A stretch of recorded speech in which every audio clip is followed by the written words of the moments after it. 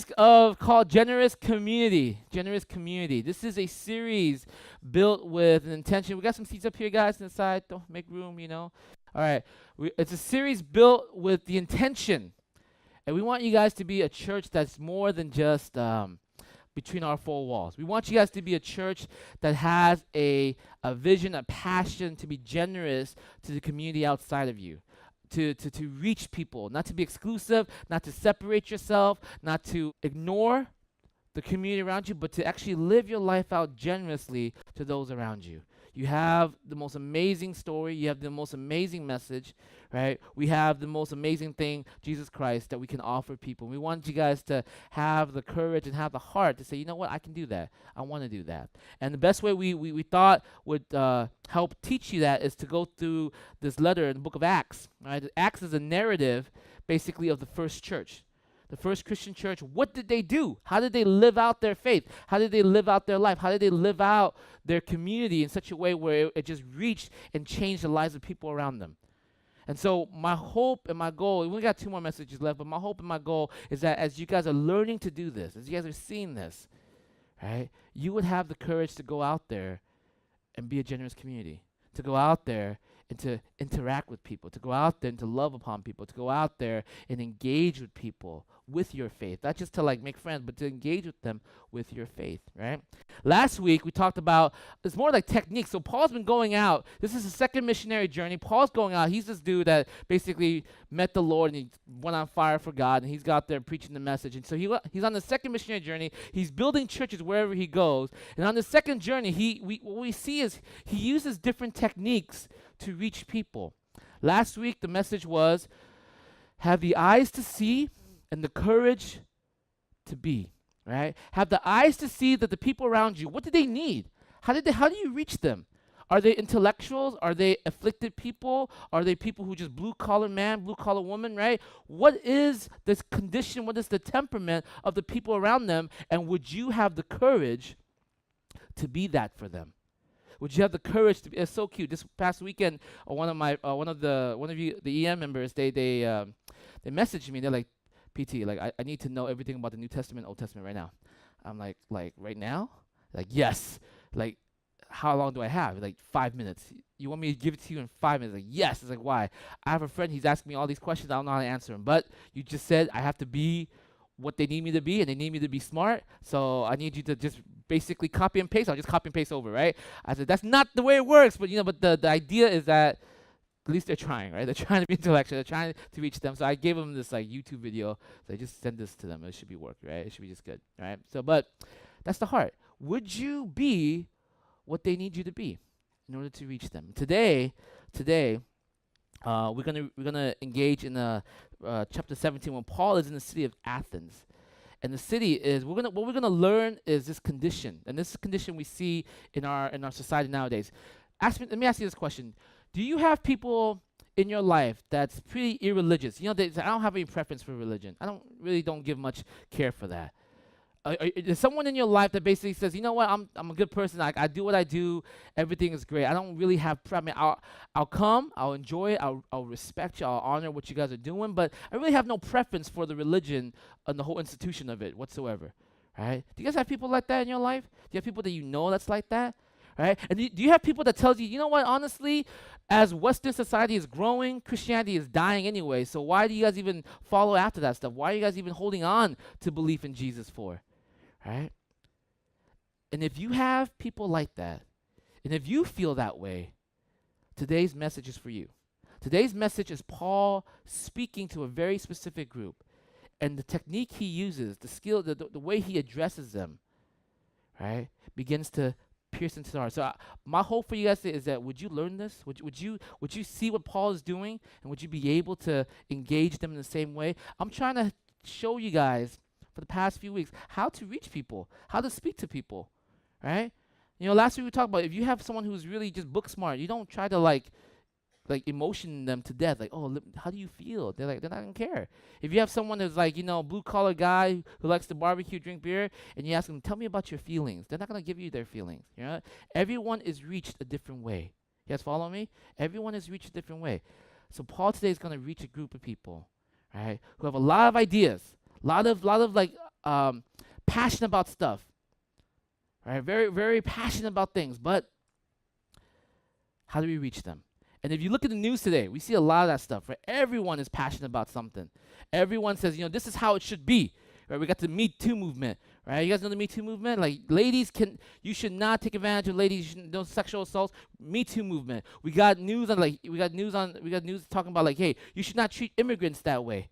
That's not the way it should be. Okay, we have a lot of things going on, and we see a lot of belief that's happening.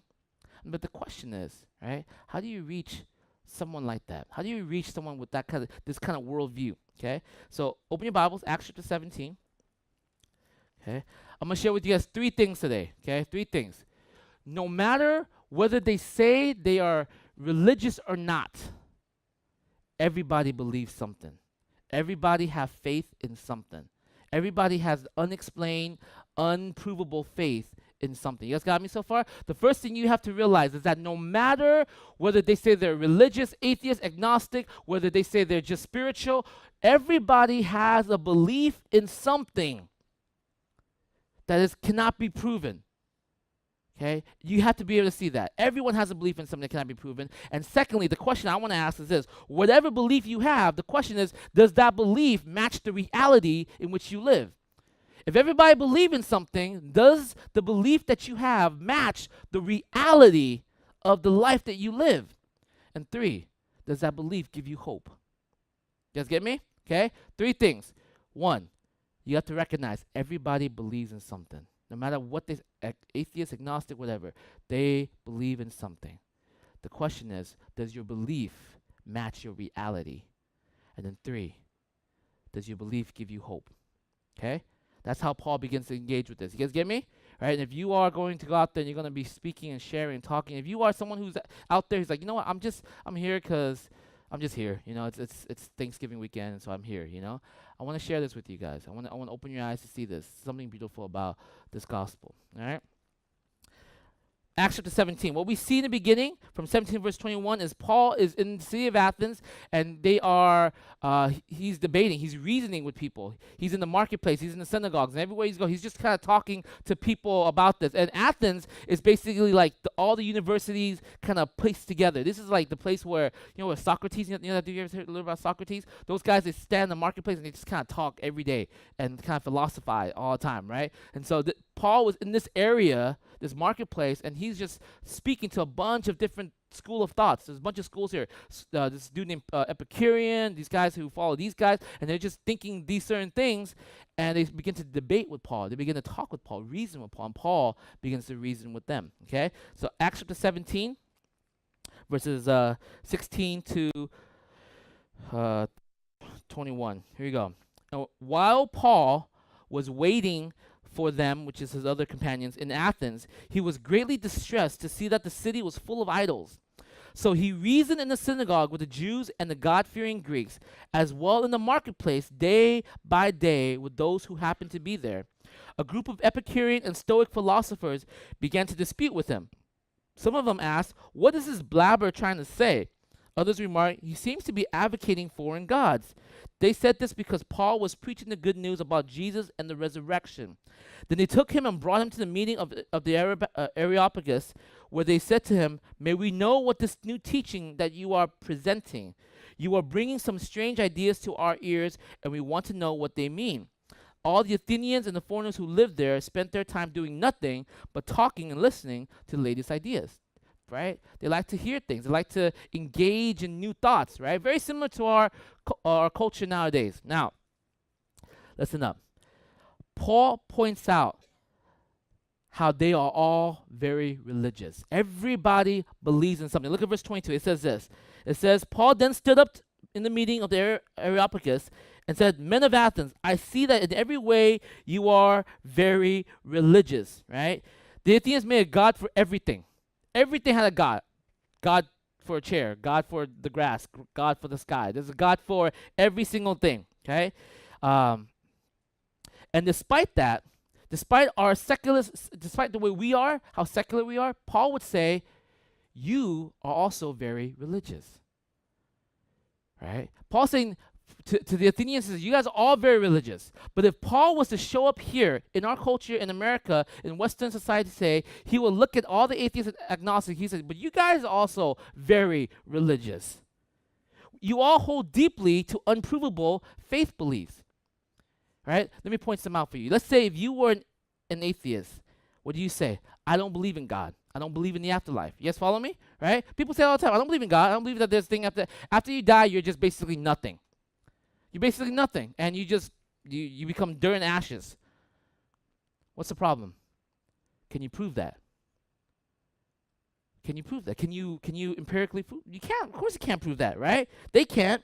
So to live for an atheist or for a person who doesn't believe in God, for them to live as if there is no such thing as a God, they're making a bet. They're making a bet on their future. They're basically saying, I believe that there is nothing after this. 100% I believe that. Okay? And I will base my destiny, I will bet my destiny on something that they cannot prove. You know what we call that? Living by faith. We call that living by faith. It's not like, wow, they're so smart. No, it's called living. You cannot prove that, and you're betting your whole entire destiny on it. You cannot prove that the day you take your last breath, there will be nothing when you open your eyes again, or if you even open your eyes again. You cannot prove that. You don't even know that, and yet you're willing to bet everything on it. We call that what? Living by faith. You guys get me? Or most people would say, most secular people, most people in our culture would say, I believe in human rights, equality and freedom, betterment for the poor. Yeah? You hear that all the time, right? You hear social justice like, yes, right? Feed the poor, education for everybody, welfare. Most people would believe that. Wouldn't they? Like, yeah, we got to take care of the people. We got to love people. We got to have human rights. And you ask them the question, how did we get here as humans? What would they say? Natural selection, right? Survival of the fittest, right? We basically moved up the food chain. We were the one that outcompete everybody, and therefore we survived. Yes, you guys follow me, right? You would hear stuff like that. Now here's the question, though. Let me try to phrase this in the way that they're trying to say. They're saying this: men descended from apes, therefore we should love each other. You guys get that's what they're saying. Human descended from apes, therefore we should love each other. What's the problem with that? Right? Why should you love each other? Right? If the whole belief system is about you overcoming another, survival of the fittest, whoever is fit is the one that survives, then what is this whole thing about human rights? Equality. Should we just get rid of all the people who just are useless? Right? Should we get rid of all the disabled? Should we get all the elderly? Right? If we're trying to find the fit to survive? Why is it that we care for the poor? Why is it that we have a desire to care for those who are in trouble? Why do we fight for the justice of another person? Why do we have human rights for?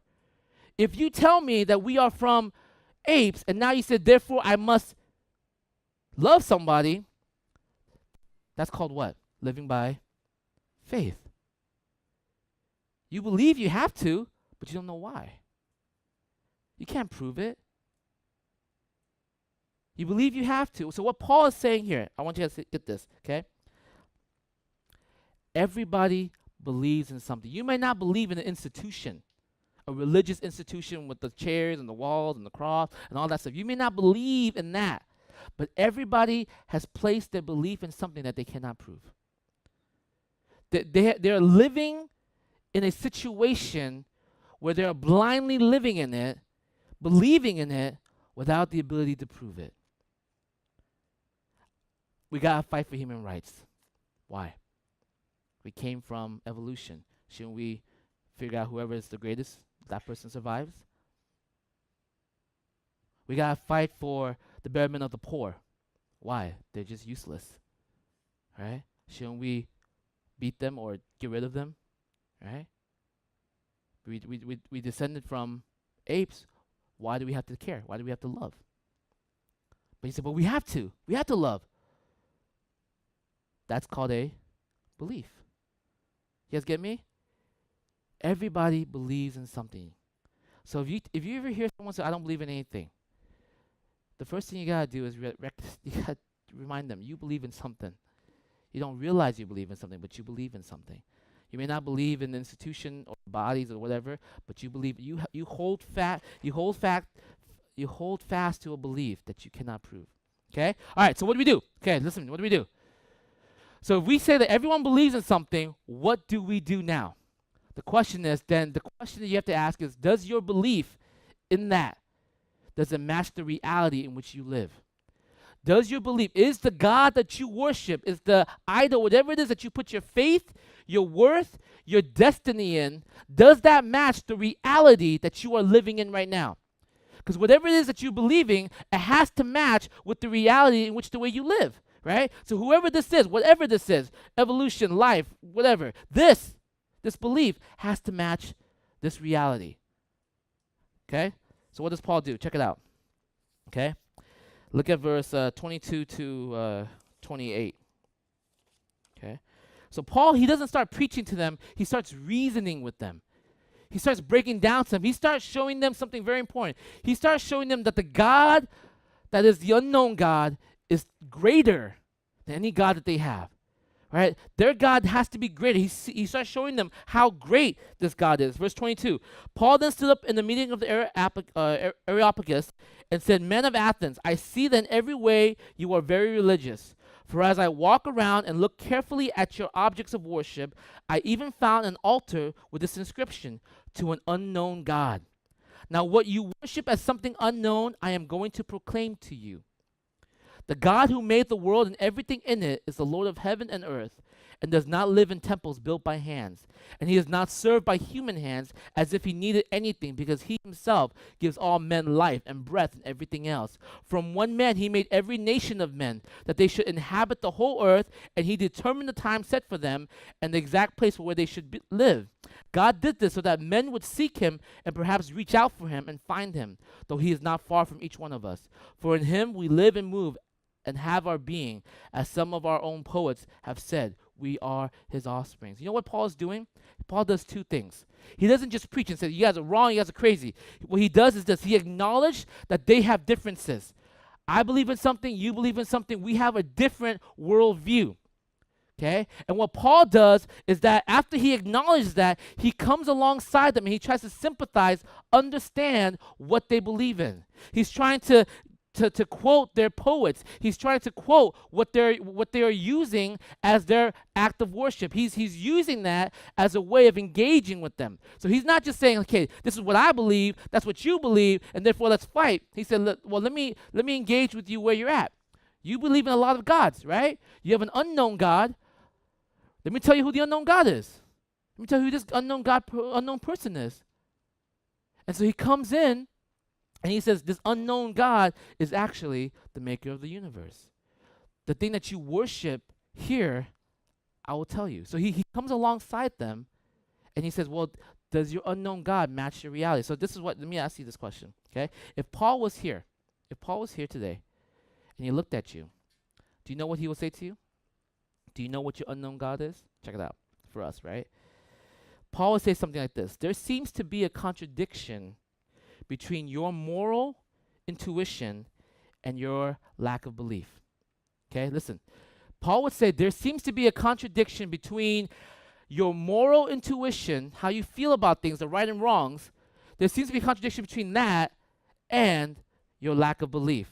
What does that mean? Okay. You are very passionate about what's right and wrong.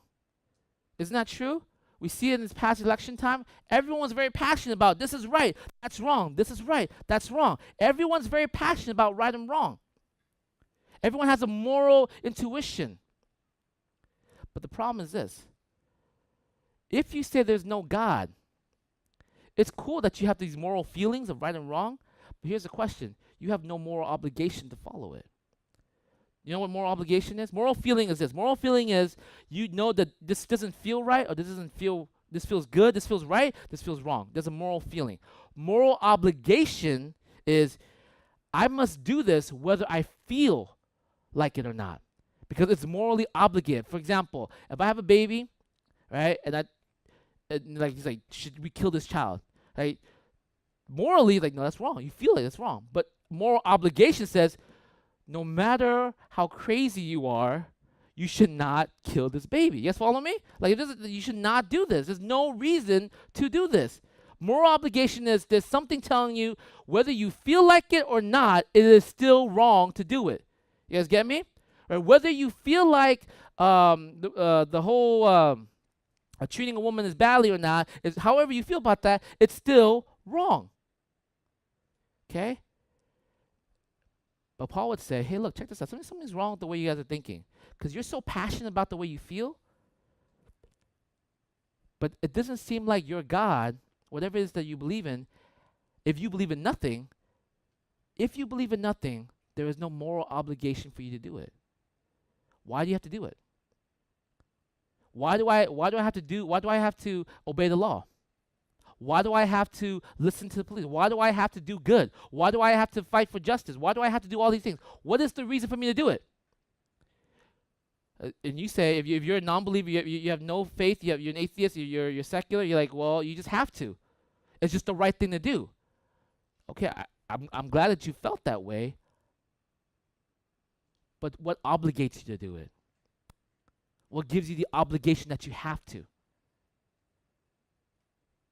You see what he's saying here? Paul is saying, look, what you're believing in here, it's too small. Because your reality is you know that this is what you're supposed to do, but what you're believing in, what you have placed your faith in, which is nothing, does not reach that reality.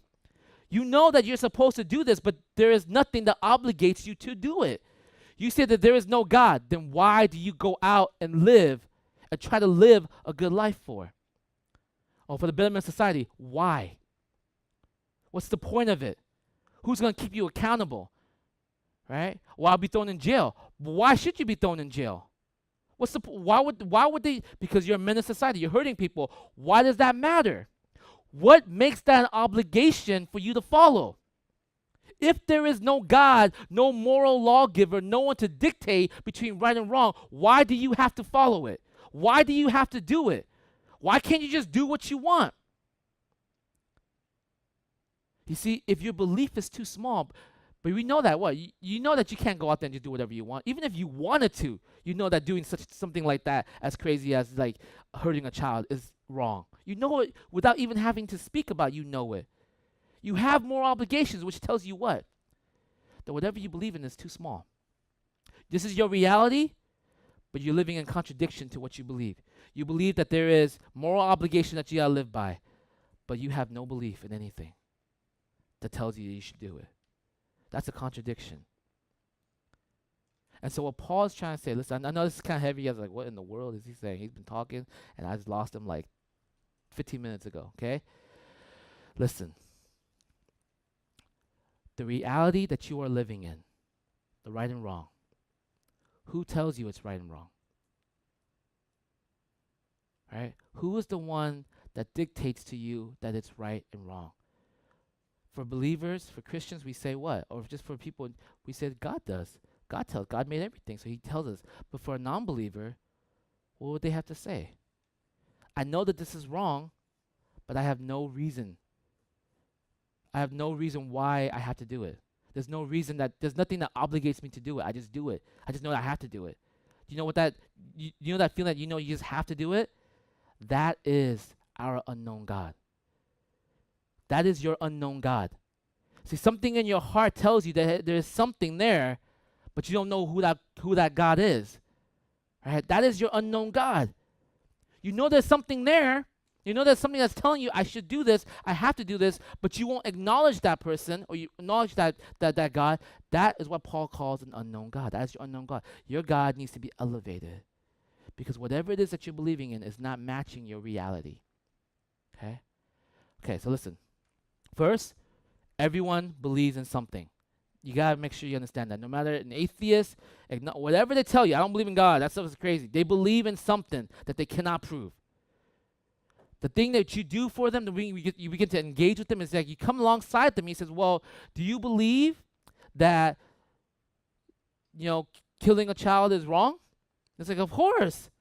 Everyone believes that. Yeah, I know why I believe it, because God told me it's wrong. But why do you believe it? Because they're innocent. Yeah, but who cares, right? Right? Who cares if they're innocent? Well, what makes you obligated to not do that? What stops your hand from actually striking them? I'll go to jail. Yeah, but does it seem fair for you to go to jail? Right? There's no God, no one to tell you what to do, or it doesn't help with society. Why not? You came from a society that killed each other for survival. That's what you believe. Men came from apes. Now we have to love each other? So you keep going back to the final part where they have to realize this. They realize this, they're at this juxtaposition where they're saying, I believe that there is a moral obligation for me not to touch that child, but I don't know why. I know that I cannot, but I don't know why. And you tell them the reason why you know you cannot is because there's an unknown God that drives your heart. And you have forsaken that God for a belief in nothing. So what you need to do is to acknowledge this God. To acknowledge that there is something. I'm not going to tell you like what God is, but you have to acknowledge there's something more powerful driving everything. Okay? So after you get that, okay? Almost done. Once you get that, you tell them that there is belief in something. You get them to get to the point where, yes, there has to be something that's driving it. And thirdly, though, but who is that something? Is it any God? Is it any religious institution? Is there anyone out there? And anything works as long as it's just higher power? Right? No, Paul begins to talk about Jesus and the resurrection. You guys follow me? Jesus and the resurrection. Just check out verse 29 and 34. Okay? 29, right. Therefore, since we are God's offspring, we should not think that divine being is like gold or silver or stone, an image made by man's design and skill. In the past, God overlooked such ignorance, but now he commands all people everywhere to repent. For he has set a day when he will judge the world with justice by the man he has appointed. He has given proof this to all men by raising him from the dead. And when they heard about the resurrection of the dead, some of them sneered, but others said, we want to hear you again on this subject. At that, Paul left the council. A few men became followers of Paul and believed. Among them was Dionysius, a member of the Areopagus, also a woman named Damaris, and a number of others, right? What was it that was so special? It's not just believing in any God. It's not just believing that there's a higher power or a spiritual force or anything like that. Paul says there is something even more specific. It is the resurrection of Jesus Christ. Let me tell you why. Any faith you put your faith in, okay, does not have an answer to the number one issue in life, suffering. Whatever you put your faith in, it does not answer the number one issue in life, suffering. It doesn't give you a strong strength to suffer well.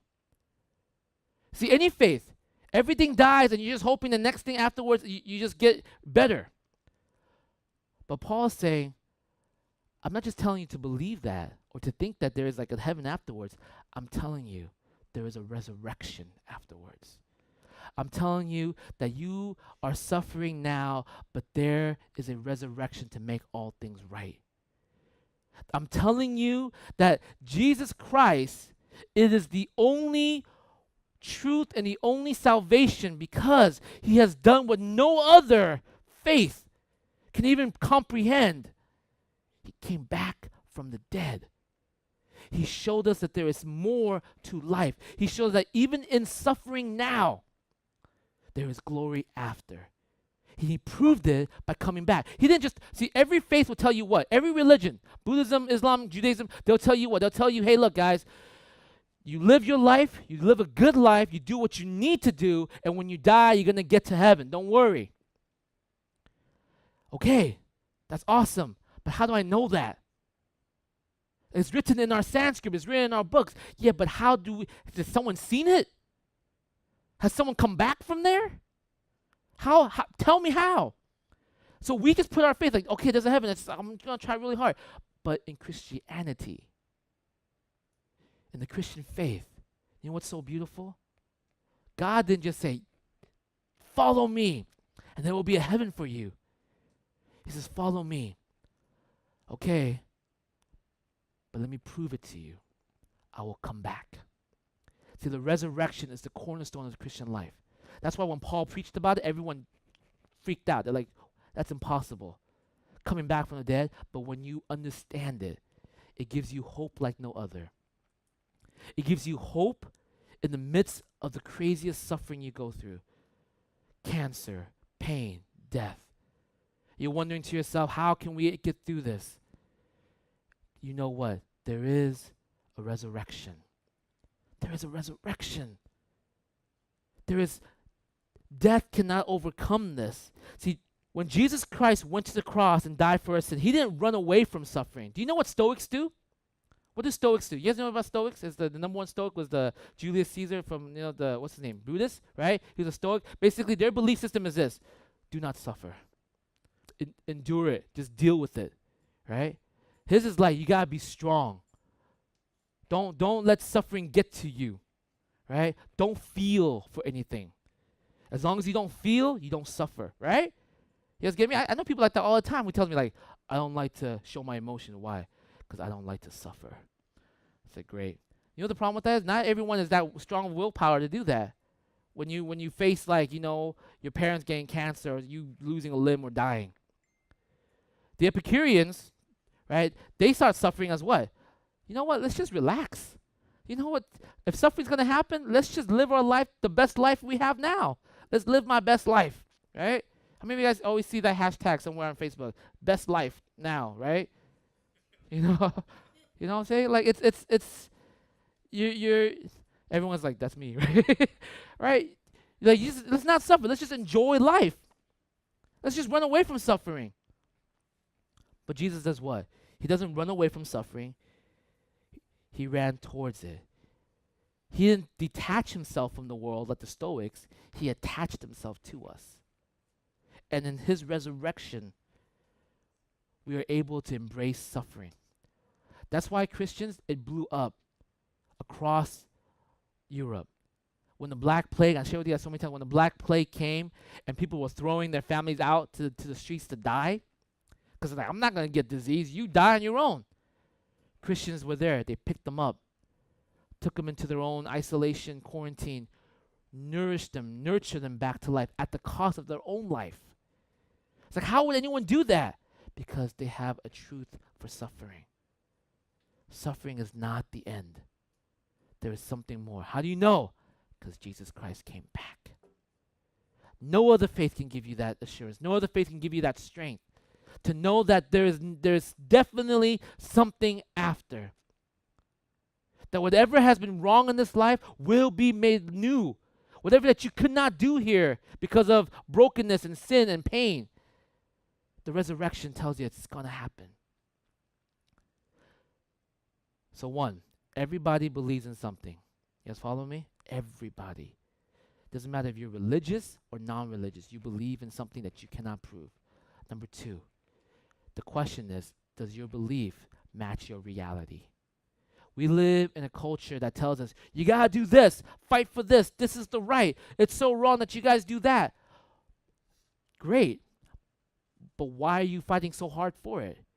Your belief is that there is no God to tell you or dictate to you what you should do, what's right and wrong. So why are you fighting so hard for it? Because it's the right thing to do. But why is it the right thing to do? Because I just feel it. That's great, but why do you have the obligation to do it? Why do you force me to do it? I don't know. I just know that I have to. It's because you have an unknown God that you're not acknowledging. And who is this unknown God? Who is the unknown God? Jesus Christ. Not just any God. It is the one who actually came back from the dead. It's not just any religion, not just any system out there. It is the one who came back from the dead. If you understand that, okay, then you get it. Listen, I know that you all have deep beliefs. The question is, do you have a God-sized God that can fill those beliefs? Do you have a God that can actually match your reality?